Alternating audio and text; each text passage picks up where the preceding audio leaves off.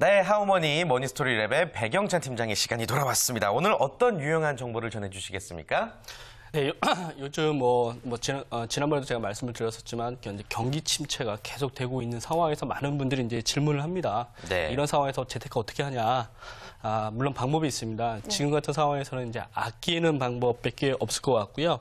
실제로 이제 직장인 2명 중 1명이 스스로 이른바 이제 본인을 간장녀 혹은 간장남이라고 부른다고 합니다. 그래서 오늘은 간장녀, 간장남들에게 이렇게 좋은 유익한 정보를 준비를 했습니다. 사실 된장녀는 많이 들어봤는데 간장녀, 간장남은 발음하기도 어렵고 이거 들어보기 처음인데요. 네. 그렇죠. 저도 이제 방금 전에 이렇게 표현할 때 익숙하지가 않으니까 입에 안 붙죠. 옛날에 그 짠돌이 짠수이 생각하시면 됩니다. 근데 그 표현은 조금 부정적인 의미가 있다고 한다면 여기서 얘기하는 간장녀, 간장남은 조금 긍정적인 의미가 있습니다. 이렇게 어려운 요즘 같은 상황에서 좀 알뜰하게 소비하고 좀 실속 중심으로 해서 저렴한 어떤 소비 패턴을 갖고자 노력하시는 분들을 간장녀, 간장남이라고 합니다. 그렇군요. 네. 저도 간장남이 되려고 저축을 하고 싶어서 간장남이 되려고 노력은 하나 자꾸 새거든요. 통해서 어디인지 모르게 자꾸 새요.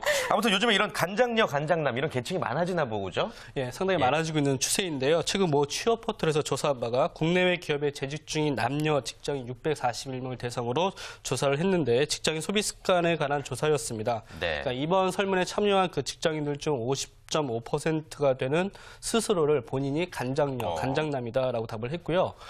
성별과 연령으로 비교했을 때는 이제 여성보다는 남성이 스스로를 알뜰한 소비 쪽에 속한다. 이렇게 표현하시는 분들이 좀 많았습니다. 네, 그렇다면 이런 간장남, 간장녀들에게 유용한 정보 오늘 어떤 걸 전해주실지 궁금한데요. 네.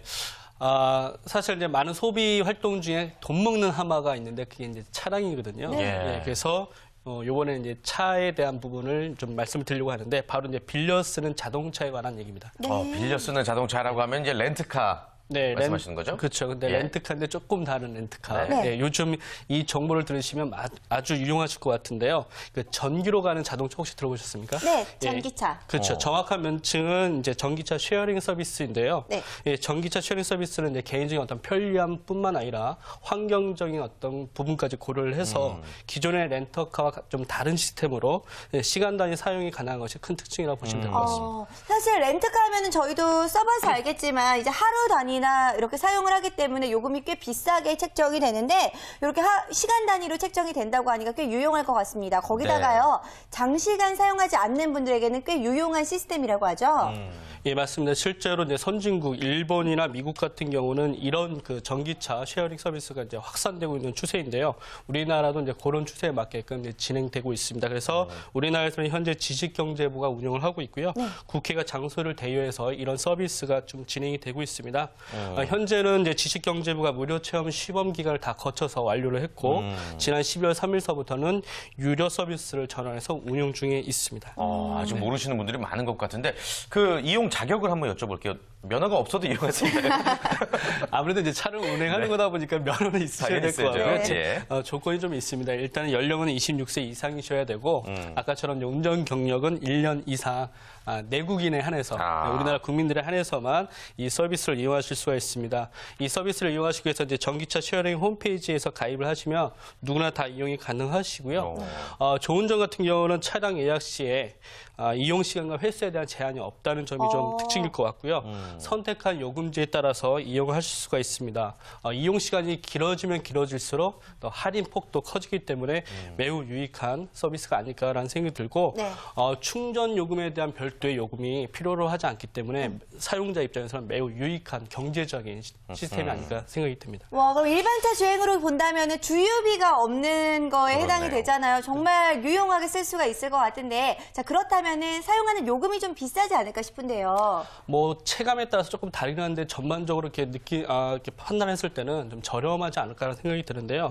시간제 요금제의 경우에 이제 주중 기준을 했을 때 시간당 10,000원이고요. 주말에는 시간당 6,000원입니다. 그다음에 이제 심야 요금제는 정액제로 이제 진행을 하고 있는데 주중 심야의 경우는 이제 자정서부터 그 다음 날 오전 7시까지는 시간당 3만 원이 되시고 정액제로 3만 원이 되시고 주말 같은 경우는 이제 4만 원입니다. 그래서 이제 예약 취소나 뭐 변경하실 때나 뭐 사용 시간 뭐 초과 시에도 좀 이용 요금이 조금 더 이렇게 초과가 되는 경우에 부과되긴 하는데 어쨌건 자기가 필요한 시간만큼 사용할 수 있다는 측면에서는 경제적이고 좀 저렴한 축에 이제 속하게 되는 거죠. 네. 그 외에 연료비가 안 드니까 말이죠. 그렇죠. 예, 예. 그런데 이제 렌트카 같은 경우는 뭐 차들이 이제 왔다 갔다를 해주잖아요, 직접. 네네. 이런 건 이 차는 어디서 타야 돼요? 예. 많은 분들이 질문을 하셨는데 네. 사실은 이제 아직까지는 그 서비스까지는 조금 미진한 부분이 있는데 이제 확대가 되겠죠. 예. 현재까지는 이제 집까지 그 차를 가져오는 서비스는 없고요. 전기차 제어소가 따로 있습니다. 그래서 현재는 이제 서울 한전 남서울 본부와 국회의사당, 그다음에 신도림역, 서울대학교, 한전 강남지사, 한전 본사, 송파구청 등이 좀 해당이 되고요. 전기차 충전소가 아직 많지는 않지만 서울 9개 지역과 경기도 3개의 지역에 분포되어 있습니다. 그래서 이런 그 충전소를 찾아서 이용하시면 좋을 것 같습니다. 근데 지금 말씀해주신 부분들만 보면은 이게 서울을 하나로 봤을 때 서울 중부에서 이제 왼쪽으로, 그러니까 서쪽으로 조금 치우치는 느낌이 들고 너무 상대적으로 충전소가 적은 게 아닌가 싶기도 한데요. 맞죠. 근데 일단 그 너무 염려하시지는 않아도 될 것이 일단 시작된 이 서비스가 시작된 게 이제 시점상 얼마 되지 않았기 때문에 점점 시간이 지나면 지날수록 이 서비스는 이제 확대될 건데요.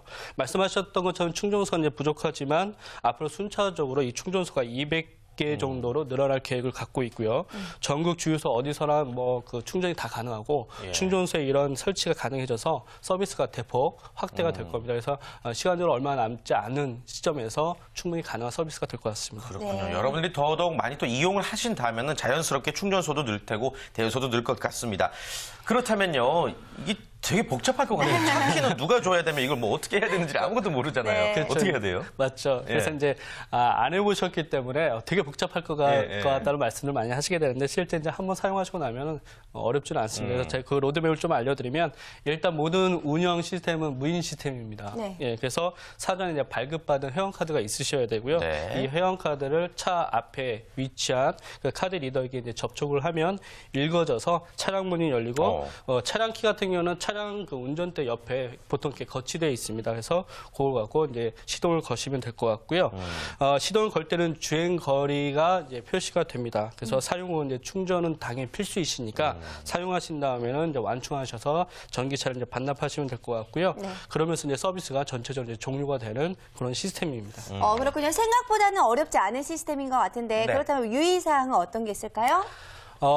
꼭 이런 분들이 생기실 것 같아요. 네. 사용하시고 나서 이제 반납을 했는데 네. 안에 뭐 물건을 놓고 내리셨다든가 그쵸. 그래서 이제 서비스가 끝나면 일단 문이 잠기게 돼 있거든요. 그래서 그런 부분들이 좀 유의하셔야 될 것 같은데 반납 시에는 꼭 차량 문이 잠겼는지 확인을 한번 하실 필요가 있으시고요.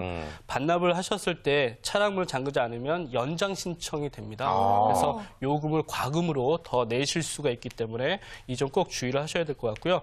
방금 전에도 말씀을 드렸던 것처럼 물건 놓고 내리시지는 않았는지 그래서 이 시스템은 8분 정도는 이제 사용하시고 나서 8분 정도는 자유롭게 문을 열고 닫으실 수가 있는데 8분이 지나면 이제 꽉 잠깁니다. 예. 그렇기 때문에 물건 내리고 오지 않았는지 꼭 한번 확인을 하셔야 될 것 같고요. 네. 그다음에 이 시스템을 무료로 내려받을 수 있는 그 차량 어플리케이션이 좀 있습니다. 그래서 네. 우리 간장남, 간장녀분들은 이런 거 잘 하시잖아요. 그쵸. 특히 이제 관심 있게 어플리케이션 다운받으셔서 이 서비스 이용하시면 경제적인 부가 창출되지 않을까라는 생각이 듭니다. 그렇군요. 네. 중요한 건 또 이제 내 차가 아니라 쉐어링, 공동의 차기 때문에 내 차처럼 아껴 쓰는 자세도 좀 중요할 것 같습니다.